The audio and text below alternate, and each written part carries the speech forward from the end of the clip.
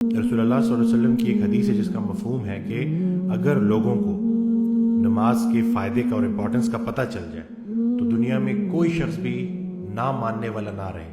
یہ اتنی ضروری ہے.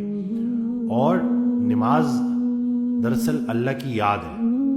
ہم جب یہ روزمرہ کے کاموں میں بھاگ دوڑ میں ہوتے ہیں تو اس بھاگ دوڑ میں کہیں ہم اللہ کو بھول نہ جائیں, زندگی دینے والے کو بھول نہ جائیں. اس کو یاد رکھنے کے لیے پورا دن اللہ کی یاد قائم رہی تو پورا کا پورا دن عبادت میں, رات کو باوضو سو گئے تو نیند عبادت میں.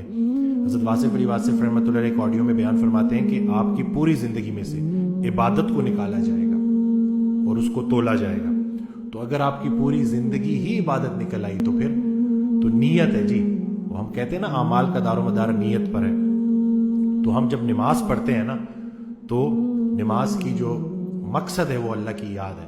تو ہمیں اللہ کی یاد قائم رہتی ہے اور وہ ہمارا پورا دن عبادت میں کاؤنٹ ہوتا ہے, ایک نماز سے دوسری نماز تک.